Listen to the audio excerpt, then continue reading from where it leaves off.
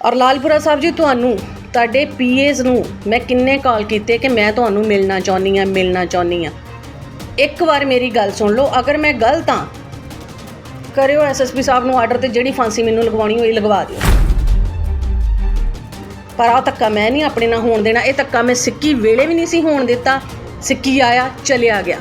ਬਥੇਰਾ ਜ਼ੋਰ ਲਾਇਆ ਉਹਨੇ ਮੈਨੂੰ ਬਦਨਾਮ ਕਰਨ ਲਈ, ਬਥੇਰਾ ਜ਼ੋਰ ਲਾਇਆ ਉਹਨੇ ਮੈਨੂੰ ਪਰਚੇ ਕਰਵਾਉਣ ਲਈ। ਕੀ ਵਿਗਾੜ ਲਿਆ ਮੇਰਾ? ਮੈਂ ਸੱਚੀ ਹਾਂ।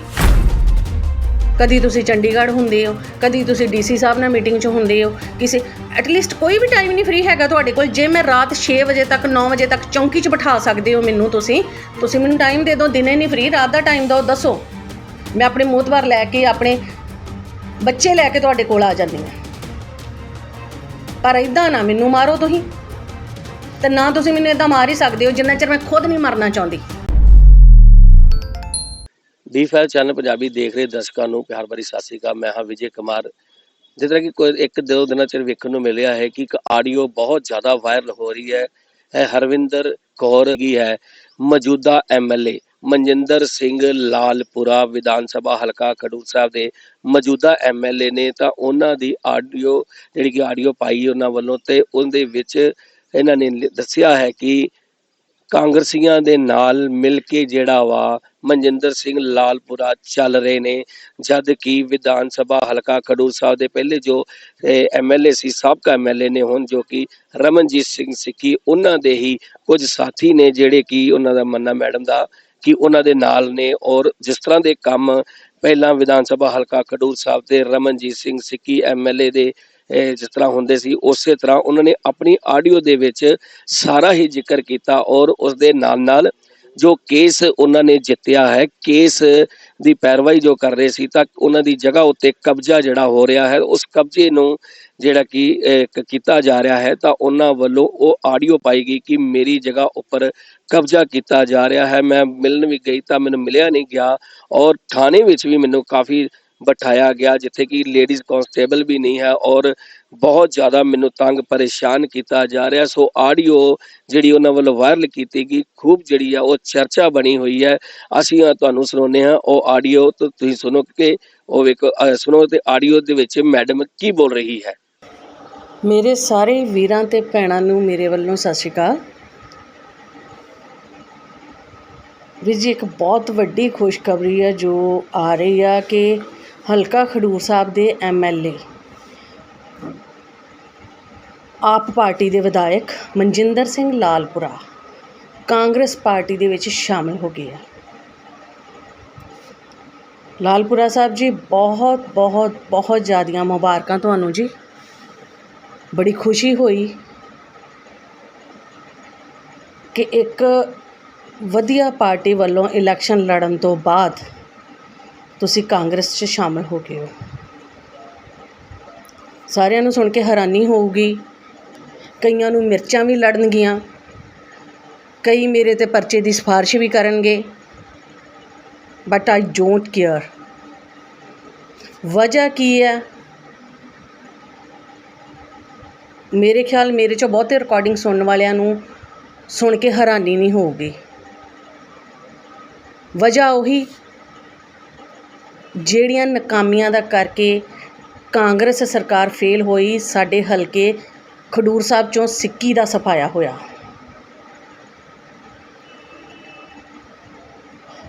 ਵੀਰ ਜੀ, ਮੇਰਾ ਇੱਕ ਪਿੰਡ ਦੀ ਜਗ੍ਹਾ ਦਾ ਕੇਸ ਆ ਜਿਹਦੇ ਵਿੱਚੋਂ ਕੋਰਟ 'ਚੋਂ ਡਿਗਰੀ ਮੇਰੇ ਨਾਂ 'ਤੇ ਹੋ ਗਈ ਆ, ਪਰ ਸਾਡੇ ਪਿੰਡ ਦੇ ਹੀ ਆਪ ਪਾਰਟੀ ਦੇ ਮੋਹਤਬਾਰ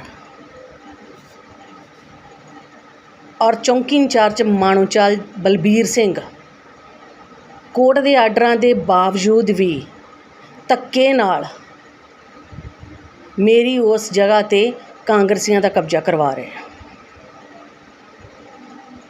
ਥਾਣੇ ਚੌਂਕੀ ਬੁਲਾਇਆ ਗਿਆ, ਬੜੀ ਵਾਰ ਜਲੀਲ ਕੀਤਾ ਗਿਆ।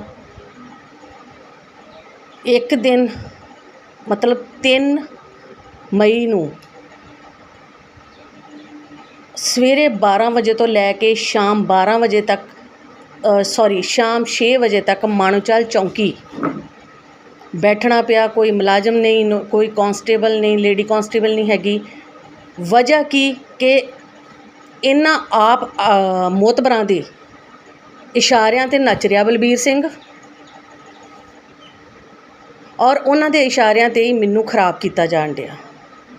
ਇਸ ਤੋਂ ਬਾਅਦ ਇੱਕ ਦਿਨ ਅਪੋਜ਼ਿਟ ਪਾਰਟੀ ਨੂੰ ਚੌਂਕੀ ਬੁਲਾਇਆ ਗਿਆ, ਬਲਬੀਰ ਸਿੰਘ ਦੀ ਹਾਜ਼ਰੀ ਦੇ ਵਿੱਚ ਹੀ ਤੂੰ ਮੈਂ ਹੋਈ। ਉਹਨਾਂ ਦੇ ਇੱਕ ਮੁੰਡੇ ਨੇ ਬਦਤਮੀਜ਼ੀ ਕੀਤੀ, ਬਲਬੀਰ ਸਿੰਘ ਦੇਖ ਰਿਹਾ ਸੀਗਾ। ਉਦੋਂ ਤੋਂ ਲੈ ਕੇ ਅੱਜ ਤੱਕ ਮੇਰੀ ਮੰਗ ਆ ਕਿ ਉਹਦੇ ਖਿਲਾਫ ਜੁਰਮ ਰੋਕੂ ਕਾਰਵਾਈ ਕੀਤੀ ਜਾਵੇ, ਬਟ ਬਲਬੀਰ ਸਿੰਘ ਚੁੱਪ ਆ। ਵਜ੍ਹਾ ਕੀ ਆ? ਆਪ ਪਾਰਟੀ ਦੇ ਸਾਡੇ ਇਲਾਕੇ ਦੇ ਮੋਤਬਰ ਐਮਏ ਕੋਲੋਂ ਫੋਨ ਕਰਵਾ ਕੇ ਐਮਐਲਏ ਕੋਲੋਂ ਉਹਨਾਂ ਕਾਂਗਰਸੀਆਂ ਦੀ ਸਪੋਰਟ ਕੀਤੀ ਜਾਂਦੀ। ਐਮਐਲਏ ਸਾਹਿਬ, ਅਗਰ ਤੁਸੀਂ ਕਾਂਗਰਸੀ ਵਰਕਰਾਂ ਨੂੰ ਹੀ ਸਪੋਰਟ ਦੇਣੀ ਸੀਗੀ, ਜਿਨ੍ਹਾਂ ਨੂੰ ਚੋਲੇ ਦੀ ਵਿਸਾਖੀ 'ਤੇ ਸਿੱਕੀ ਨੇ ਕਹਿ ਦਿੱਤਾ ਸੀਗਾ ਕਿ ਮੇਰਾ ਕੋਈ ਮੋਤਬਰ ਥਾਣੇ 'ਚੋਂ ਐਸਐਸਪੀ ਦਫ਼ਤਰ 'ਚੋਂ ਕਿਤਿਓਂ ਵੀ ਨਾਰਾਜ਼ ਆਇਆ ਅਤੇ ਸੰਬੰਧਿਤ ਮੁਲਾਜ਼ਮ ਨੂੰ ਐਸਐਚਓ ਨੂੰ ਮੈਂ ਵੇਖੂੰਗਾ। ਮਨਜਿੰਦਰ ਸਿੰਘ ਲਾਲਪੁਰਾ ਜੀ, ਮਾਨਯੋਗ ਹੋ ਤੁਸੀਂ। ਅਗਰ ਤੁਸੀਂ ਆਹੀ ਕੰਮ ਕਰਨੇ ਸੀਗੇ ਤਾਂ ਕੀ ਲੋੜ ਸੀ ਤੁਹਾਨੂੰ ਦਵਾਈਆਂ ਦੇਣ ਦੀ? ਆਪ ਦਾ ਬੇਟਾ, ਆਪ ਦਾ ਨੇਤਾ, ਆਪ ਦਾ ਬੇਟਾ। ਇਸੇ ਚੀਜ਼ਾਂ ਤੋਂ ਅੱਕ ਕੇ ਤੇ ਅਸੀਂ ਇੱਕ ਬਦਲ ਲੱਭਿਆ ਸੀਗਾ, ਅਤੇ ਜੇ ਉਹੀ ਕੁਛ ਤੁਸੀਂ ਫੇਰ ਕਰਨਾ ਆ, ਉਹਨਾਂ ਕਾਂਗਰਸੀਆਂ ਦੀ ਸਪੋਰਟ ਕਰਨੀ ਆ ਤੁਹਾਡੇ ਵਰਕਰਾਂ ਨੇ, ਅਤੇ ਫਿਰ ਤਾਂ ਮੇਰੇ ਖਿਆਲ ਤੁਹਾਨੂੰ ਕਾਂਗਰਸ 'ਚ ਚਲੇ ਜਾਣਾ ਚਾਹੀਦਾ ਹੈ। ਲਾਓ ਉਹ ਆਪ ਦਾ ਲੋਗੋ ਅਤੇ ਕਾਂਗਰਸ ਦੇ ਵਿੱਚ ਸ਼ਰੇਆਮ ਜਾਓ। ਮੈਨੂੰ ਹੈਰਾਨੀ ਆ ਸਾਡੇ ਆਫਿਸਰਸ ਅਤੇ ਖਾਸ ਕਰ ਚੌਂਕੀ ਇੰਚਾਰਜ ਮਾਣੋਚਾਲ 'ਤੇ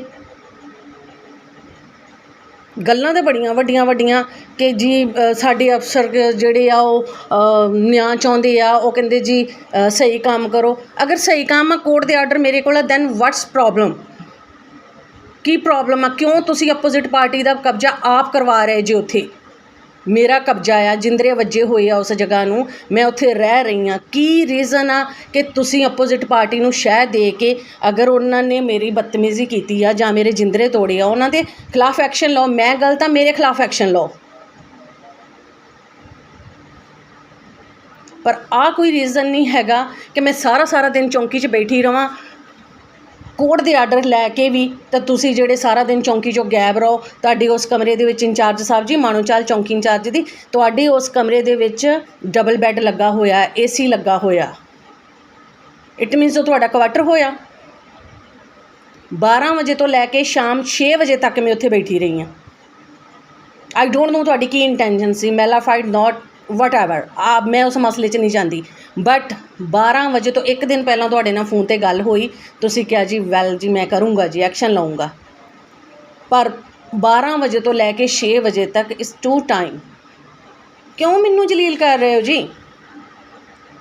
ਔਰ ਲਾਲਪੁਰਾ ਸਾਹਿਬ ਜੀ, ਤੁਹਾਨੂੰ ਤੁਹਾਡੇ ਪੀਏਜ਼ ਨੂੰ ਮੈਂ ਕਿੰਨੇ ਕਾਲ ਕੀਤੇ ਕਿ ਮੈਂ ਤੁਹਾਨੂੰ ਮਿਲਣਾ ਚਾਹੁੰਦੀ ਹਾਂ। ਇੱਕ ਵਾਰ ਮੇਰੀ ਗੱਲ ਸੁਣ ਲਓ। ਅਗਰ ਮੈਂ ਗਲਤ ਹਾਂ, ਕਰਿਓ ਐਸਐਸਪੀ ਸਾਹਿਬ ਨੂੰ ਆਰਡਰ, ਤੇ ਜਿਹੜੀ ਫਾਂਸੀ ਮੈਨੂੰ ਲਗਵਾਉਣੀ ਹੋਈ ਲਗਵਾ ਦਿਓ। ਪਰ ਆ ਕਿ ਸਾਹਮਣੇ ਵੀ ਨਹੀਂ ਆਉਣਾ, ਔਰ ਪਿੱਠ ਪਿੱਛੇ ਤੁਸੀਂ ਫੋਨ ਕਰਕੇ ਚੌਂਕੀ ਇੰਚਾਰਜ ਨੂੰ, ਐਸਐਚਓ ਨੂੰ, ਤਾਂ ਤੁਸੀਂ ਮੇਰੀ ਕੋਰਟ ਤੋਂ ਜਿਹੜੇ ਆਰਡਰ ਹੋਏ ਆ, ਜਿਹੜੀ ਮੇਰੇ ਨਾਲ ਡਿਗਰੀ ਹੋਈ ਆ, ਉਹਦੇ ਵਿੱਚ ਇੰਟਰਫੇਅਰ ਕਰੋਗੇ। ਇਹ ਨਹੀਂ, ਮੈਨੂੰ ਮਰਨਾ ਮਨਜ਼ੂਰ ਆ, ਪਰ ਆਹ ਧੱਕਾ ਮੈਂ ਨਹੀਂ ਆਪਣੇ ਨਾਲ ਹੋਣ ਦੇਣਾ। ਇਹ ਧੱਕਾ ਮੈਂ ਸਿੱਕੀ ਵੇਲੇ ਵੀ ਨਹੀਂ ਸੀ ਹੋਣ ਦਿੱਤਾ। ਸਿੱਕੀ ਆਇਆ, ਚਲਿਆ ਗਿਆ, ਖਸਮਾਂ ਨੂੰ ਖਾਵੇ। ਮੈਂ ਉਹਦਾ ਨਾਂ ਜਾਣਦੀ ਹਾਂ, ਮੈਨੂੰ ਨਹੀਂ ਪਤਾ ਉਹ ਬੰਦਾ ਕੀ ਸੀਗਾ, ਸਾਰਿਆਂ ਨੂੰ ਪਤਾ, ਪਰ ਮੈਂ ਨਹੀਂ ਜਾਣਦੀ। ਨਾ ਮੈਂ ਉਹਦੇ ਤੋਂ ਕਦੀ ਡਰੀ ਹਾਂ। ਬਥੇਰਾ ਜ਼ੋਰ ਲਾਇਆ ਉਹਨੇ ਮੈਨੂੰ ਬਦਨਾਮ ਕਰਨ ਲਈ, ਬਥੇਰਾ ਜ਼ੋਰ ਲਾਇਆ ਉਹਨੇ ਮੈਨੂੰ ਪਰਚੇ ਕਰਵਾਉਣ ਲਈ। ਕੀ ਵਿਗਾੜ ਲਿਆ ਮੇਰਾ? ਮੈਂ ਸੱਚੀ ਹਾਂ।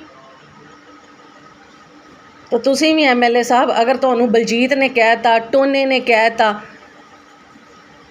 ਤੇ ਇੱਦਾਂ ਨਹੀਂ, ਇੱਦਾਂ ਹਲਕਾ ਨਹੀਂ ਚੱਲਣਾ। ਥੋੜ੍ਹਾ ਜਿਹਾ ਪਲੀਜ਼।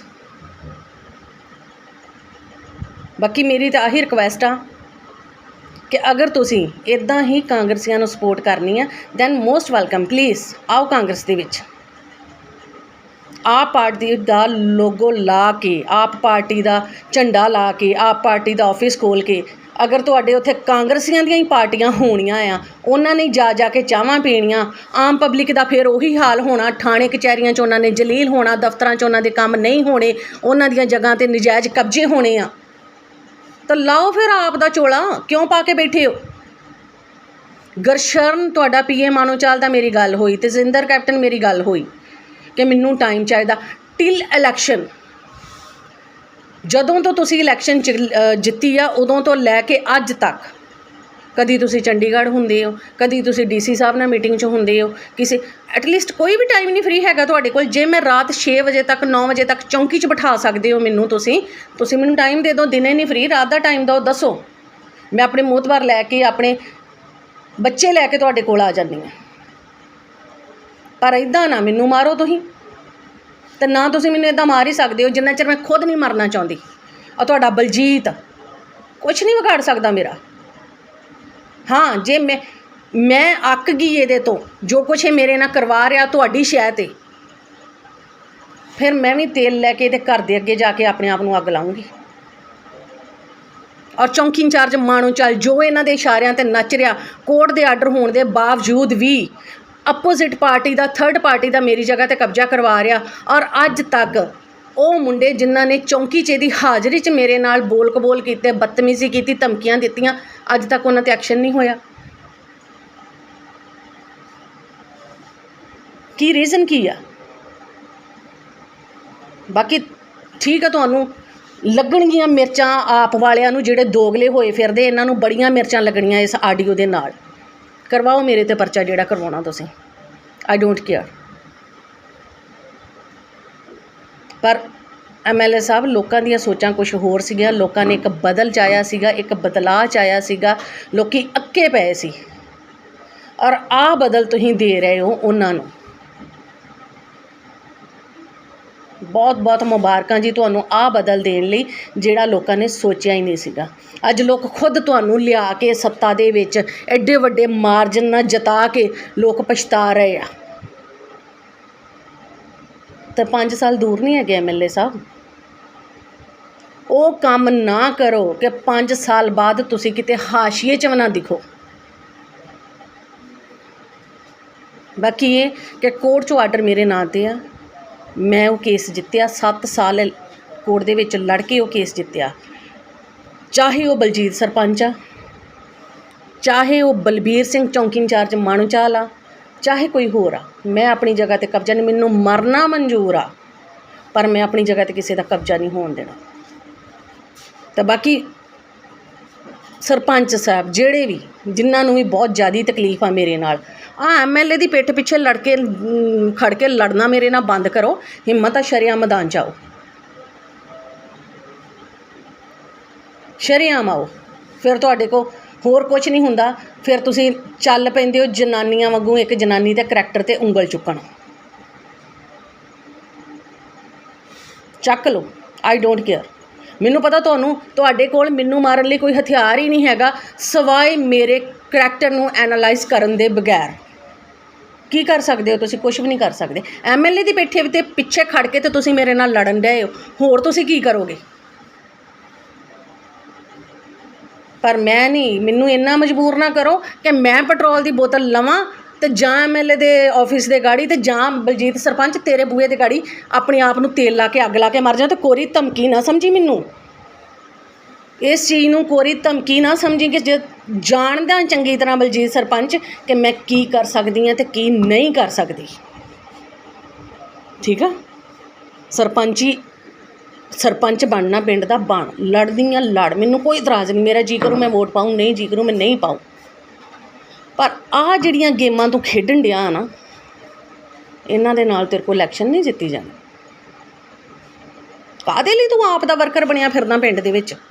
ਅਗਰ ਤੂੰ ਕਾਂਗਰਸੀਆਂ ਨੂੰ ਸਪੋਰਟ ਕਰਨੀ ਆ, ਉਹਨਾਂ ਨੂੰ ਹੀ ਬਚਾਉਣਾ, ਉਹਨਾਂ ਦੇ ਕੰਮ ਕਰਨੇ ਆ, ਫਿਰ ਆ ਜਾ ਤੂੰ ਕਾਂਗਰਸੀ ਬਣਨਾ, ਜੁਆਇਨ ਕਰ, ਲਾ ਆਪਣੇ ਘਰ ਦੇ ਝੰਡਾ ਕਾਂਗਰਸੀਆਂ ਦਾ। ਮੈਂ ਤੇਰੇ ਪਰਸਨਲ ਮੈਟਰ ਦੇ ਵਿੱਚ ਨਹੀਂ ਆਉਣਾ, ਅਗਰ ਤੂੰ ਮੇਰੇ ਪਰਸਨਲ ਮੈਟਰ 'ਚ ਨਾ ਆਉਂਦੋ। ਪਹਿਲ ਤੁਸੀਂ ਕੀਤੀ ਆ, ਇਹ ਮੇਰਾ ਰਿਪਲਾਈ ਆ। ਮੈਂ ਇੱਕ ਜਨਾਨੀ ਆ, ਮੈਂ ਘਰ ਘਰ ਜਾ ਕੇ ਲੋਕਾਂ ਨੂੰ ਨਹੀਂ ਦੱਸ ਸਕਦੀ कि तू मेरे को आ ही एक सोशल मीडिया का सहारा आ। और अगर तू फिर भी मेरे जगह ते कोर्ट वालों जिहड़े आर्डर होए आ उन्हां ते दखलअंदाजी ना करनों हटिया, जां तू उन्हां कांग्रसियां दी शह करनों ना हटिया जिहड़े मेरे नाल फाह लैण डए आ, ते फिर ठीक आ, फिर आ जाओ। ना मैं अज तक किसी की परवाह की खब्बी खान दी, ना मैं गां करूँगी। बाकी MLA साहब बहुत बहुत मुबारक जी, तुहाडे जिन्ने मोहतबार आ इन्हां ने रल के तुहानूं कांग्रेस पार्टी 'च शामिल करता आ। चलो वाहिगुरू तुहानूं तरक्कियां बख्शे, सारा कुछ करे, पर रिक्वेस्ट आ जी आ झंडा ला दो तुसीं झाड़ू दा, झाड़ू दे नां ते लोकां नूं ब्लैकमेल करना छड्ड दो। और रह गई मानो चल चौंकी इंचार्ज, कोई गल नहीं, आई डोंट केयर कि वह की कर रहा की नहीं कर रहा, अपनी कुर्सी की वरतों किद्दां कर रहा, पर मैं अपनी जगह ते किसी नूं कब्जा नहीं करन देना। Thank you so much. होएगी किसानां दी गल, नवीं खेती, मशीनां, बीजां ते बागां दी गल लैके चलांगे तुहानूं रंगले पंजाब दे खेतां वल। देखना ना भुलना साडा खास programme farming with Amarjeet Waraich, सोमवार तो शुक्रवार शाम 6 वजे D5 चैनल पंजाबी ते। की हुंदी है जमाबंदी, किवें बनदी है वसीयत, जमीन जायदाद दे हर मसले ते करांगे चर्चा। देखना ना भुलना साडा खास programme naibtehsildar.com। D5 channel Punjabi हुणे सबसक्राइब करो, बैल आइकन ते क्लिक करो।